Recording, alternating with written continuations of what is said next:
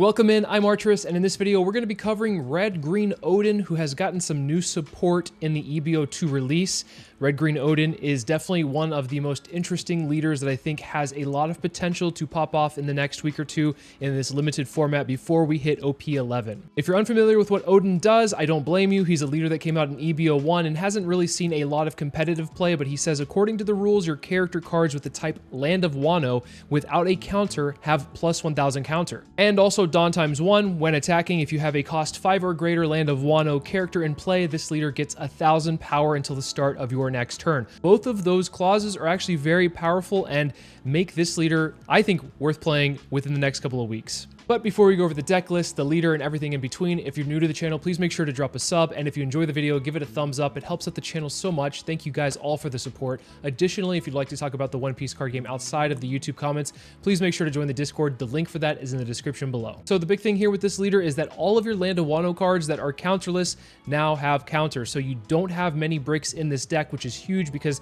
there are quite a few Land of Wano cards that are really good. However, they don't have counters, so you don't want to clog up your deck in other decks besides this one with those cards. The first one being Izo, which is also a card that came out in EBO1, but this is definitely your bread and butter of the deck. This is the card you're going to be looking for your early plays. Izo is a 5-cost, 7000 power character that says on play, attach up to 1 Rested Dawn to your leader or one of your characters. That's huge because you can get your leader ability online very fast with this. Second part of it is when opponents attack, once per turn, you may trash 1 card from your hand, any card from your hand. If your leader has the Land of Wano or Whitebeard Pirates type, give up to one of your opponent's leaders or characters minus 2000 power for this turn, so you can pitch even more dead cards from your hand for an additional plus 2000 power, or I guess you're shrinking the opponent's attack, but it's basically the same thing. So as you can see, this card is very much well statted and perfect for this deck. We're running 4 Yamato 2K counter, another card that came out in EBO1. It's an activate main once per turn, give up to 1 Rested Dawn card to your leader or one of your characters. I think this is more of a last resort if you don't have any other 5-cost characters that are Land of Wano to play. This one will be able to hit the field and then let your leader swing and get the leader ability off so that you can be a 6000 defensive leader for the following turn. The new addition to the deck is a 6-cost Yamato. This is a 6-cost 7000 power body that says activate main once per turn. If your leader has the Land of Wano type or is Port Gusty Ace, which is very interesting there, give up to 1 Rested Dawn card to your leader, then this character gains rush during this turn. What's really interesting about this card is it doesn't have rush immediately. You have to use the activate main in order to get the rush for that. So if you're going against decks like Blackbeard where you have on plays, this bypasses that and you can still get the rush on this character.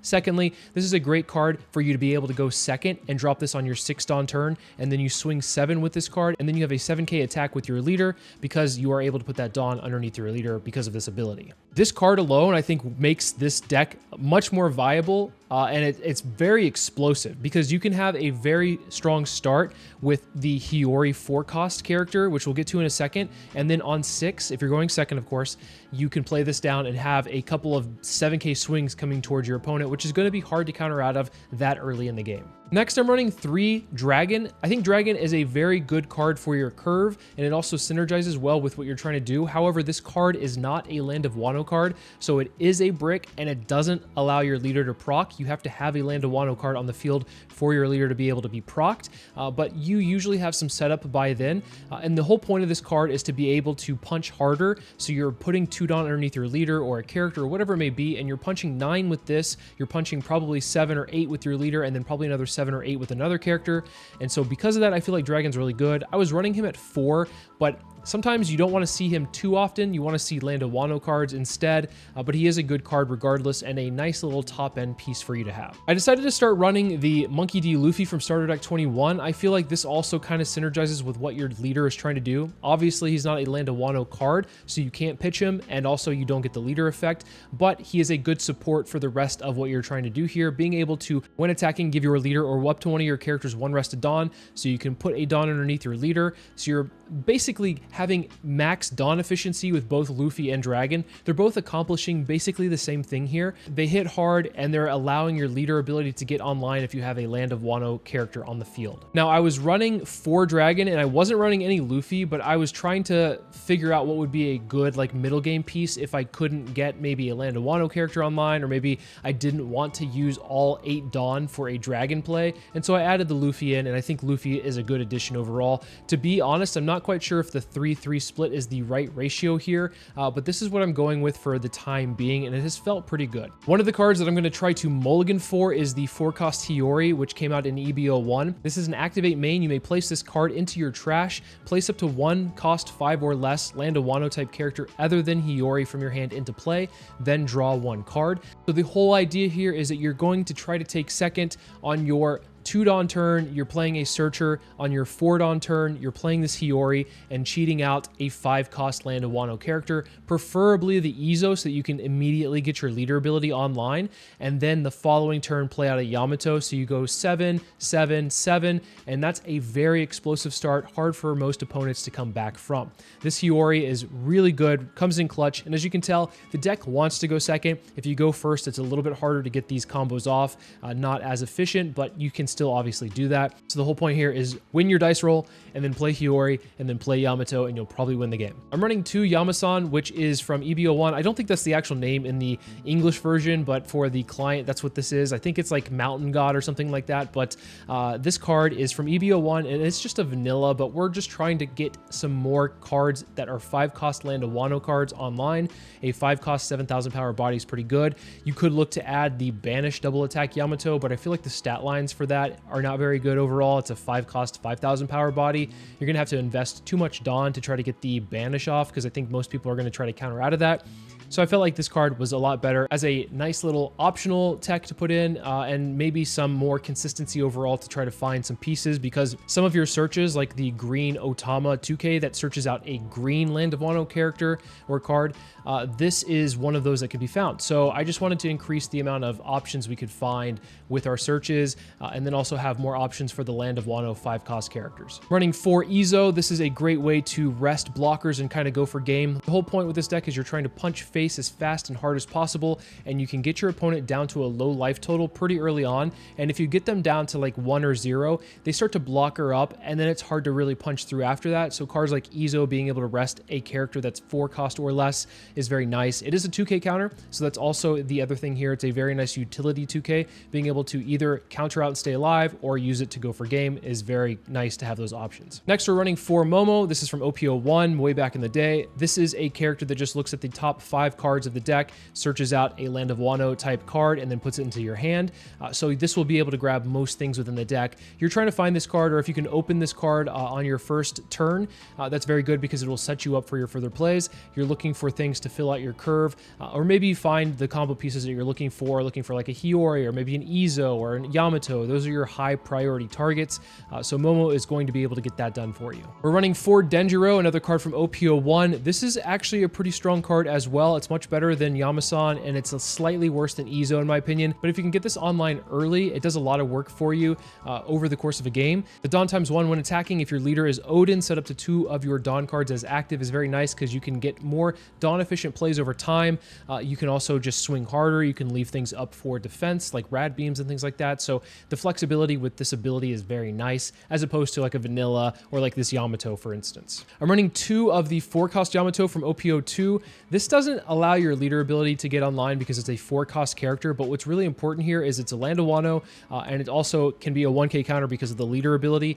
You also are able to rest a 6-cost character on the field, so this will also be a nice way to go for game. That's a little bit better than Izo. Hits obviously a higher target, so there are things like the 6-cost blocker Sanji if you're going against purple decks that this card can rest and then bypass. You can just swing face, so that's why it's in the deck. I'm only running it as a 2 of because I don't really want to see it too often. You can throw it down on your 4-Dawn turn if you don't see a Hiyori as well, but for the most part, you're holding on to this either for counter or to try to push for game. But the best card to be able to push for game is Hody Jones, of course. This is not a Land of Wano card, and it is a 4 of in this deck for me because I want to see it. I would rather have 2 or 3 copies in hand and have the option to play it than not be able to find it when it matters most. So that's why I'm running it at a 4 of.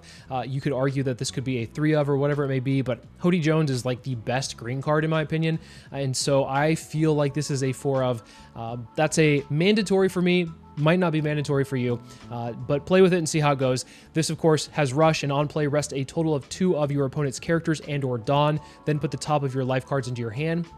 The important thing here is that there are a lot of decks that are running Gum Gum Giant, and so being able to rest that Dawn so that they cannot use Gum Gum Giant is very important. Secondly, if you're going against a deck that likes to blocker up, this will be able to bypass those blockers. Hody Jones just does it all. Unfortunately, it's not Land of Wano, so you're not able to like put a Dawn under your leader and then also get your leader ability off with that, but you hopefully have a board set up at the present time when you play this down so you can get the full efficiency of your leader ability plus also Hody Jones.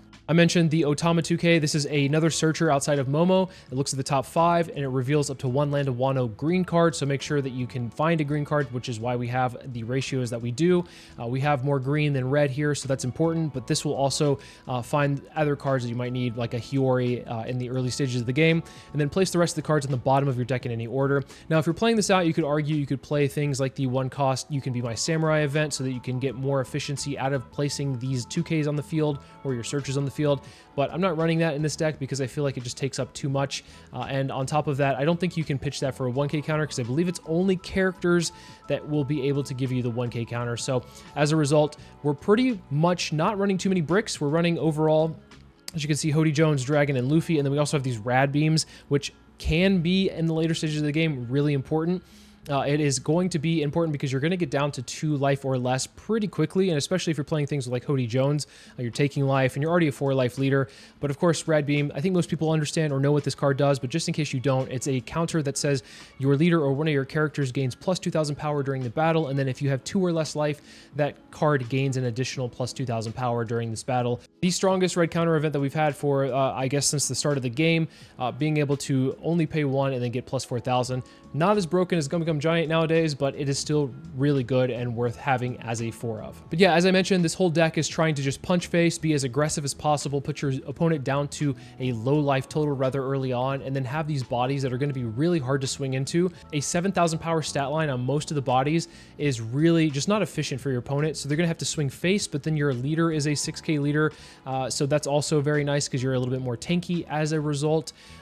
Without having to sacrifice like being a 3 life leader like Red Purple Luffy or Blue Purple Luffy and other leaders of that sort. I think one of the decks that you will struggle against if you do go against Lucci, you will have a really rough time because they obviously can remove things pretty easily, and most of your stuff is a 5 cost, 6 cost stat line, and so that's very easy for Lucci to be able to handle, especially if they have setup. You're not running really much removal in this deck. The only removal you have is if you swing into something, or maybe Hody Jones, for instance, but yeah, that's why it's important to just go face. You're not trying to control the board unless, of course, it feels like you're going to lose the game if a character stays on the board.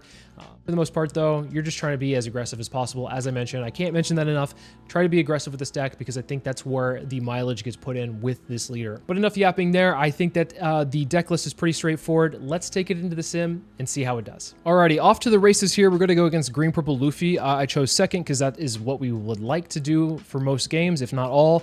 And this is a pretty good opening hand here. We have Hiyori, which Hiyori can bring out Izo, and we have Hody Jones for the late game to be able to rest the Dawn or a blocker, because we all know that they're going to be holding up a Dawn for Gum Gum Giant. To be able to rest that Dawn is super important. So, of course, I think that we're just going to have to pass because we have no play on the 2-Dawn turn, but we will have a very explosive play this turn as well. So they'll swing 6 into 5. We'll take it. 2 Hody Jones is not exactly what we want to see, but as I mentioned in the intro, I'd rather see more Hody Jones than none at all, so I guess we'll take what we can get. And if we are playing Izo out this next turn, the Hody Jones is going to be a nice little fodder later on in the game to be able to pitch for that minus 2,000 power. So go ahead and use the Hiyori, get the draw off. Izo, put the Dawn underneath the leader, and we'll swing 7, and now we're a 6K leader for the defense. Drawing into a dragon, so half of our hand, or over half of our hand, is unplayable right now, or we aren't even able to use our leader ability off of it, so that kind of sucks, but it's part of the problem, I guess, sometimes you can come across with the ratios that I have, but more often than not, you're going to be coming across things that you're going to want to see anyway. So, ooh, this is a little awkward. We don't actually have a play here. So I might want to just push hard here. I think it might be worth swinging really heavy, like swinging 8 and then maybe swinging like 9 and then just leaving stuff open like rad beams, because we have the 2 rad beams. It'd be nice to just leave them open here. If we can punch them for 8 and punch them for 9, I think that's going to be hard for them to counter out of, and they might not want to do it. They took the 8, and I really don't think they're going to want to take a 9, but they might. They might just counter out as well. I mean, who knows? This is a really awkward spot for me, but it might be even more awkward for them. Wow, 2-2-1. Okay, cool. So we got a couple of counter out of hand. We'd love to see that here. I think what we could keep in mind here is that they do have Sanji and Pudding coming down this turn. We'll just counter out where it makes sense, because I don't want to go too low. Okay, so they go Luffy Taro into Sanji and Pudding. That's fair. And the reason I don't want to go too low against green purple Luffy is because once you get down to 1 life and they have like this board that you see right here, they can just drop the 6-cost secret Luffy and then just really pressure game, which that would suck to lose super fast, because we're trying to beat them super fast. So we're going to go ahead and pitch out the Hody Jones using the Izo ability here. An Electrical Luna. To freeze the Izo, that does hurt, but I think it's going to be okay. I think we'll go ahead and play the Dragon down. We'll go ahead and swing 8 into the Zoro Juro just to get the body off the field. I think that's more important, just to clear 1 body, so I'm not having to counter out of that thing. And then go put them down to 1. And then this next turn, they're going to have to pressure us in response. Sanji and Pudding is good. I think the thing is they might put... Oh, they don't have enough Dawn to go and play like a secret Luffy and then also leave Dawn open, so they might not have something here. So we'll take the 8. I think we'll counter out of the 7 with the 2k counter. If they just swing 6, I think we could just pitch the Hiyori here. Yep, that's fine. We'll go ahead and pitch the Hiyori.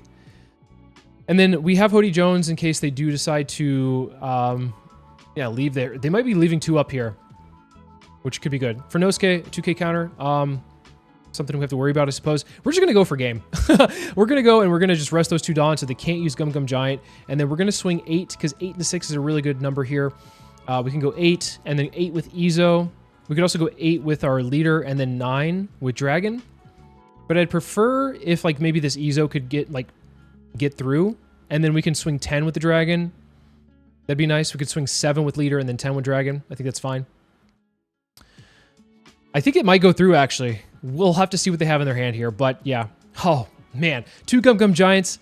This is why Hody Jones is so good. Just being able to just nullify the fact that they can't even use Giant now. Too good. Queuing into a Shanks, we're able to choose, so we'll go second. I'm going to mulligan the hand because I didn't like what I saw.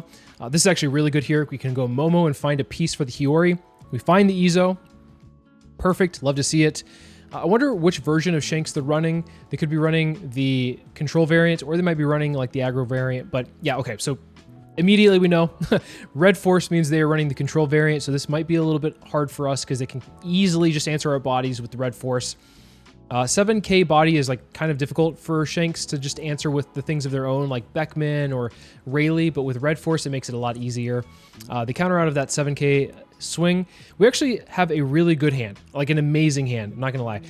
Lucky Roo doesn't do too much here because all of our stuff is 7k baseline stat, so that's really good here. We're just gonna swing a bunch of 7s, and 7 is easy for Shanks to counter out of because they can just go like leader ability plus a 2k, but 3 7s on turn 3 is definitely not what they want to see here. So yeah, leader ability plus a 2k, and then we're going to swing 7 into 5, and they block, that's fine. They're trying to just stay healthy. I think that their hand might be a little bit mucked right now because of the fact that they blocked with the Lucky Roo just like that. I feel like if they had another like 2k, 1k, they might have just taken the life and been fine.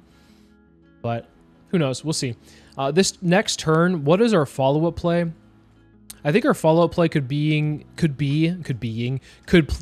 play out the Hiyori into an Izo. Swing 5 into 6, that's fine. Yeah, as I mentioned, they can answer this stuff pretty easily. Red Force to then play the Beckman, that sucks, but it is what it is. We'll go ahead and play another Izo of our own. Then we'll go ahead and play the Momo, get a search off. I think we'll just grab a 2k counter here. We have a lot of 2k counters, which is going to be useful once they throw down, assumably, a 10 cost rush Shanks. We'll swing 8 into lead. put another Dawn underneath with the Yamato ability and swing 9 into lead. We're punching really hard here. We're just trying to push them down to a low life total. We need to protect our bodies as best as possible. I would imagine that this turn they're going to be playing a Rayleigh, so they could go Red Force and then get rid of an Izo or a Yamato, but I assume they're just going to get rid of the Izo and then swing into the Yamato with Beckman. Maybe like 5, or sorry, I'm going to be a 5, but they might swing like 8 into 5 here. That's probably like their ideal play, but we'll see if that's the case here. They might not have Rayleigh. Let's hope they don't. By the way that they use the Red Force, I am assuming they don't have Rayleigh, because if they had Rayleigh, they would, yeah, they don't have Rayleigh. They would have used the Red Force on the Izo and then Rayleigh'd the Izo to KO it and then swing into the rested unit. So we're going to go ahead and use the Izo ability, and then we're going to pitch. We're going to have to pitch the 2Ks to save this Yamato. I think that's pretty important. And a Divine Departure to get rid of the Izo. Yeah, that sucks, but you know what? We'll go ahead and play Hody Jones because they have been swinging at our bodies and not face. We'll go ahead and take a life, and then we're just going to swing a bunch of 8s. 8 into Shanks is a nightmare number for them. We'll go ahead and swing another 8. They'll probably have to use leader ability 2K, 1K. Yep, 2K, 1K, and then we're just going to swing another 8 with lead. Push them hopefully down to 0, and yes, sir, they are at 0 now. This would be a good 10-cost Shanks play here. And it is. Okay, nice. Well, they've seen a pretty decent curve for the most part, other than not having a Rayleigh. I think no matter where they swing, though, we should be able to protect our units. So they're going to try to get rid of this Hody Jones, which is fine. We're going to go give them a 2K here. And then if they swing the 10-cost Shanks into either unit, I think it's the same. Yeah. Into 6, we can go ahead and counter. We can go Rad Beam, 2K, 2K, and then the leader cannot swing into anything because everything is too big for it. So just to do it, we're going to play Hody Jones. We could have just swung really big, but I just want to play everything. We'll swing 7 into 5, and yeah, they didn't even have counter to get out of that. They were bricked up at the end, but yeah, if you can pressure them with 8s, which is mostly what we can swing with, you're going to get through. I believe we're favored against Teach. I think this hand is actually really good. They chose to go second, which is unfortunate, but it is what it is. I do want to throw down the Otama first so I can get immediate value off of the search, just in case they have a Doc Q. Well, because we can only grab a green character, we can either grab, well, we can only grab Hiyori. We can't grab Otama outside of what we saw. But if they do have a Doc Q this turn, I'd rather just get the Otama off the field, and then we can use the Momo the next turn to search. For the most part, I'm never going to be swinging into the Doc Q, even if it means keeping the Momo alive, because if we tap the Momo sideways, they'll swing into it with a Teach anyway, so I think it's fine to just hit face. We are able to find an Izo, which is really good for us, because now we can go this following turn after this, play the Hiyori down, get the Izo out, and then swing, although you do risk hitting a trigger in life. So that's just the risk you'll take. We'll come across that when we do. Of course, I will expect to see this Doc Q turn sideways and get rid of the Momo. That's fine. In this matchup, and in most matchups, you're just trying to hit face anyway, so it's okay. And I don't want to give him a card draw off the Doc Q. Ugh. Lafitte's so annoying. Lafitte's like one of the few characters you can argue that you should attack into as Oden, but it's not, it just doesn't feel good. And to be honest, like, we're going to be hitting them pretty hard, and Teach only runs anywhere from like 7 to 8 2Ks in standard lists. And so if they're searching out 2Ks, then we're just going to drain them of those 2Ks by hitting face anyway, so I think that probably makes more sense. Here, we could play the Luffy, but we're not getting our leader ability online, so we're going to go ahead and get the Hiyori into Denjiro or Izo. I think Denjiro might be a little bit better here, just because Denjiro, over the course of a game, does provide more value. Izo is good, of course, but I think Denjiro could put in some mileage as opposed to Izo. Either's fine. We can follow up with Yamato as well this next turn. So we'll see if this Denjiro even lives. I don't imagine it would, but thankfully for us, the thing that kills the 5 costs, Finger Gun, is not searchable in this deck. So they either have to have it in hand or the Denjiro just lives. Or they could also just do like a stronger into a black hole. I think it's black hole liberation, one of the two, whatever it's called. The 4-cost event to get rid of it. So we'll see. Fingers crossed, Denjiro lives a turn. I want to be able to swing with Denjiro and get Dawn back. I feel like every time I throw Denjiro on the field, he instantly dies. It feels bad. But yeah, we'll see what they do. So, okay, they just play a Kuzan, and Don't do anything. That's why the leader ability is so strong against Teach as well. They just usually swing for 5s, and it doesn't mean anything against them. So let's sequence this correctly. We can go ahead and play the Dendro out. We'll put the Yamato under, or use the Yamato ability on our leader. The reason we do that is because if we hit a trigger that turns off an ability, then we couldn't put the rest of Dawn underneath our leader. So make sure you do everything sequence properly first. And also swinging with the Dendro is important as well, because of the fact that if there is a trigger that KOs a 5 or bounces a 5 or whatever it may be, then we bypassed it. So 888 is going to be really hard for them. As you saw, they countered out with 2-2Ks, and I imagine they didn't want to do that. Here they're thinking about it, but they might not have. I mean, after giving 2-2Ks there, I don't think they have another 2-2Ks in hand. If anything, it might be like 2-1-1, and that is not a good look. It's a sign of weakness, and we will take advantage of that for sure. Yeah, they're thinking about it hard. Do they want to go down to 1? Probably not. Probably not. What is their plan on their end? They're going to be going to 9. And if they're going to 9, or I guess, sorry, they're going to 8. They did take second. They could go like Burgess. That's not going to really do too much. They need to like block her up, protect themselves. Because if all of these units live, they're going to have to face another Yamato coming down. We could also play a Luffy as well. Luffy's pretty good too. All of these units are really strong. So Kuzan with 2 Dawn into the Denjiro. Yeah, we're protecting this every day of the week. We'll give him a Hiyori. And then if we need to, we can give him an Izo. I think all of these things are fine. Okay, Kuzan into Van Augur. They might go another Van Augur. Yep, Van Augur is really good. That's actually a really good answer here. So good for them. Van Augur, Doc Q, get rid of the Yamato. But that's fine. We're just going to ignore everything on the board and still hit face because we don't care about Van Augur. I don't want to give them card draw off of these cards. I think our best play, though, is probably to play the Yamato. Honestly, like Yamato or Luffy are just as good as the other. Yamato might be a little bit better because you do get the Dawn. Well, I guess you do get the Dawn with the Luffy, so yeah, it is what it is. Higher cost character, Yamato might be slightly better here. Let's go ahead and play Yamato out. We'll go ahead and use the ability, put it underneath our leader, swing 8 with the Dendro, restand some Dawn. And then I think what we could end up doing is just swing really big. Maybe, oh gosh, they didn't even have the counter. They had all 1Ks there. So they could have countered out of the first one, but not had enough to counter out of the next 2 for sure. So yeah, as you can see, very explosive against Blackbeard. Vegapunk is in a really good spot in the meta right now. And I honestly am a little bit worried about this because I think Vegapunk is decent against aggro because of the fact that if you swing into life, chances are a body's going to come out and you're going to get hit even harder on the swing or on the clapback. So yeah, that's a risk we have to take. We're going to go second, of course, which is really nice here. We're going to go ahead and play out the Hiyori on our... I could have played Otama, but I want to hold on to my 2Ks. But we're playing Hiyori next into Izo and then swinging in for 7. We'll take the 8. And what would they play that's bothersome for us? Probably not too much. Luffy's not going to be a problem.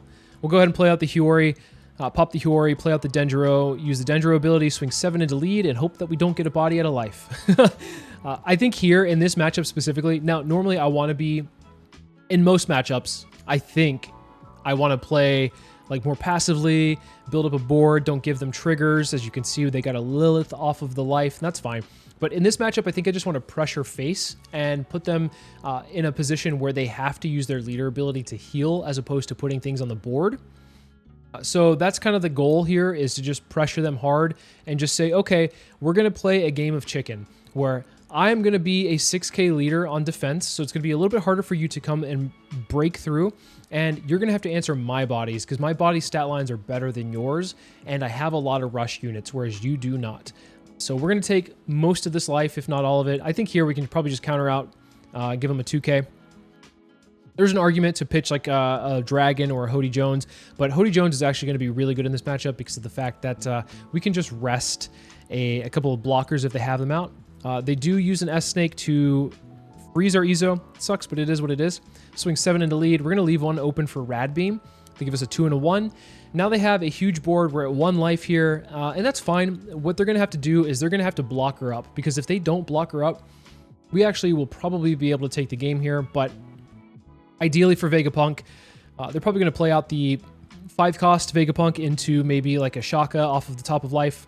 We'll see when we get there. 9 into 6, we're just going to take it. Because I think if that's the biggest attack coming our way, we can counter out of everything else. Here, interestingly enough, I think we just use the Izo ability to pitch the dragon and then give them a 1k. Momo's fine. We're not going to be using it. I'm going to hold on to the Yamato just in case they have one blocker. But I think Hody Jones is going to be the better play anyway. So Yamato is at least a counter in hand here. They did swing like high to low, which sometimes that works. But in this scenario, I have enough counter to be able to survive the low attacks. 6 into lead, I'll give him a 1k, and then another 6 with Atlas, I'll give him another 1k here. I'll have to give him probably the Yamato, 4-cost Yamato instead. They use the Luffy ability just to get a card draw off. That's totally fine. Makes sense. That's a smart use of that character. What do they play? They're going to have to block her up. Okay, so they do play the 5-cost Vegapunk, which I only have 2 characters on the field, which means that they're going to be able to play something off the top, which is a Lilith. They find something, and then they pitch an ace. Okay, that's good for us. One less rush unit coming our way. Here, we're just going to go ahead and rest the Vegapunk and then hope that they don't have a blocker trigger in life. They give us their entire hand. Okay, so what we're going to do is just swing Izo, just in case it's a Nami trigger out of life. And then because, they don't have it, they don't have a blocker. Because of that, we're going to give Hody Jones the sweet swing for victory there. We were able to out-aggro the aggro deck. Red Purple Luffy is going to be, I don't know if it's favorable for them, to be honest. I'm not quite sure about this matchup. I do really like the fact that they chose to go first, of course, and we get a Momo search to find an Izo. But we don't have a play next turn, which is a little bit awkward. So we might just have to swing really big into their face. They go 6 into face. Wow. Okay, we'll take it. I'm surprised they didn't swing into the Momo, which I'll take, because then that means they get another search off. We'll probably just take the Izo here. Because it's a 2k, we're going to need that. We could play the Izo and swing into the Zorojuro, but I don't think it's worth it. I think we just go 8 into 6 and just pressure face. I think pressuring face is better than losing a 2k and stopping or stalling their momentum for a turn. They're going to get there anyway, so it is what it is. Yeah, they're definitely going to get... Oh my gosh, they're definitely going to get there. Okay, we'll just pitch the Izo just to stay relatively healthy. They could just play Time Walk Luffy this next turn, which is really scary. Let's go ahead and swing 7 into 6, and then another 7 into 6 here. No point in swinging into the Zorojuro. They've already done their ability here. They're not going to be like hitting us at all for any pressure. The only thing we're going to be worried about this turn is the Bon Clay, but I guess we'll have to just counter out of a 7 and a 6. We'll see what they throw down, though. I guess there's an argument. I guess there is an argument for us to like get rid of a Zorojuro, but you know what?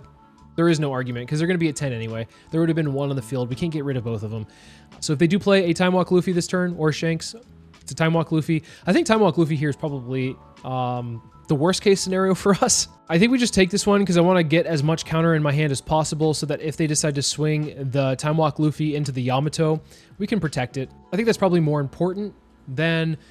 countering out of these life hits. This one I will counter out of because if I take this one, I will likely die. So let's go ahead and just pitch the Denjiro because we're not going to be able to get any value off of it at this point in the game. If they do block her up, we can play a Yamato down and rest it. But they do run things like Gum Gum Giant, so we have to worry about that. 14 into 7. We're just going to counter out as much as possible here.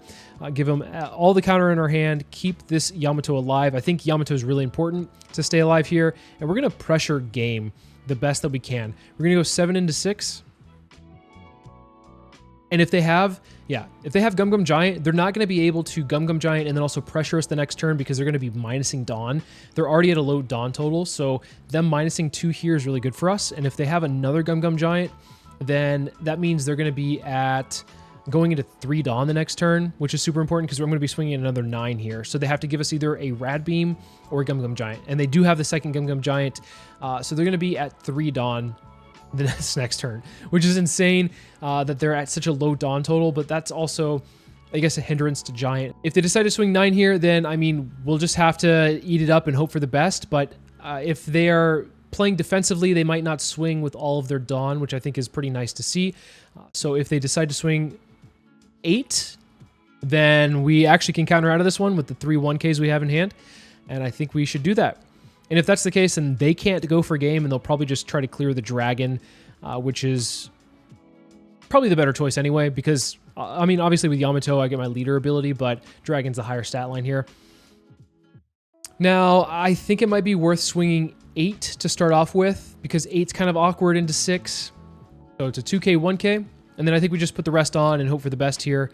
And see if we can survive. 15 into 6, they go Rad Beam, 1K, and the rest of their hand was dead. Wow. I'm surprised we pulled that off, especially after they played Time Walk Luffy, but the 2 Gum Gum Giants actually really hurt them for trying to push for game. Purple Luffy is actually a really tough matchup for us because, well, we want to go second, they want to go first, and I think their first is better than our second, but we have to go second for the most part, and drawing into that Hiyori is just too good. Unfortunately, we don't have like an Izo to play with it, but we do have Yamasan, so we can actually get some value off of that. Dendro is even better though, so let's go ahead and play out the Dendro off the Hiyori. It does mean that this Bon Clay is going to be hitting us pretty hard. We are not able to use our leader ability and be 6K on the defense, so a 7 coming to face is going to hurt. A couple of 7s coming to face is definitely going to hurt. So we have to counter out at least one of these attacks if possible, because they'll probably go like 6. Okay, they go 5. That's good for us. Let's go ahead and just give them a 1K here. And they'll probably go 7-7. And we'll have to take both the 7s. I mean, we don't have to, but I think for the sake of this, we do. Unfortunately, this is what it is. Okay, so we have some options here. We're at 6 Dawn. I think let's go ahead and see what we can get with maybe this Momo search. We'll grab a 2K. I was hoping to get something to play off of with the Hiyori. Unfortunately, that's not the case. So what we'll do is we'll put 1 under Denjiro and we'll swing 8 into lead. Maybe get a Gum Gum Giant out of the way. I doubt they'll use it this early though. And then we get the 2 Dawn standing. We're going to go and swing 6 into the Bon Clay, get it off the field. This is why Luffy's good for these like pivotal movements where you can be like, okay, I can do this and this and this. There's a couple different plays we could have taken that turn. We'll swing 7 into lead. They counter out with the 2K, 1K. And here they might just pressure face because we are at 1 life. So this could be really a crucial turn for us or them. They went down to 1 life themselves with 1 Dawn open here. So that's pretty important to note. We do have Hody Jones that we could potentially pressure them for game here. We're going to go ahead and just take this one because we can counter out. We want to have them swing into face as opposed to a body, although it doesn't really matter too much. With the Rad Beam, maybe they're more incentivized. Yeah, I was going to say to swing into a body instead. It is what it is. I guess it was the same thing either way. We'll go ahead and play the Hody Jones and rest the Dawn and then hope for the best. Swing Dendro, 8 into 5 here, get 2 Dawn restanding. This means, oh, they just take it. Okay, that's good for us. Let's go ahead and swing 7. Put the Dawn underneath the Luffy, swing 7 into 5. And then we can go and swing another 7 with our leader into 5. They counter out 2 into 1, and then 9 into 5. I doubt they'll be able to counter out of this one. They did have the Giant ready to go. Once again, Hody Jones saving the day. Welcome to our Nightmare matchup. That hand was awful. This hand is actually much better. This is probably the best curve we could ask for here. Start off with a Momo search into a Hiyori to bring out the Izo, into the Yamato, into a Dragon. So we do have a really good curve here. I think we'll just go ahead and grab Yamato. 2K is pretty good because we don't have any 2Ks in hand. So I think that's fine to grab here. This is the worst matchup for us because they can just answer our bodies really easily. The 1 saving grace that we do have, well, 2 saving graces here. 1, our curve is phenomenal. And 2, a lot of our bodies have rush. So we're able to at least get value off of the things that we put out on the field, other than Izo, of course. Izo is going to have to stand upright for a single turn and then hopefully be able to swing the following turn here. They go ahead and use a Tempest Kick. I was expecting a Brook, not going to lie. And 7 into 5 is interesting, leaving the Momo up, but I guess it's fine. Maybe they can answer it later. I'm not going to be using it this next turn anyway, so it's fine, I suppose, that they didn't swing into it. Hiyori into Izo is really good. As I mentioned, that's going to be what we're looking to play in all of our games. So being able to find that against Lucci is definitely... We have a fighting chance is what I'm trying to say. All these Hiyoris, though, we don't need that many. We do have nice ways to counter out now. 7 into 5. 7s are really good against Lucci. We love to swing 7 against Lucci, no matter what leader you are.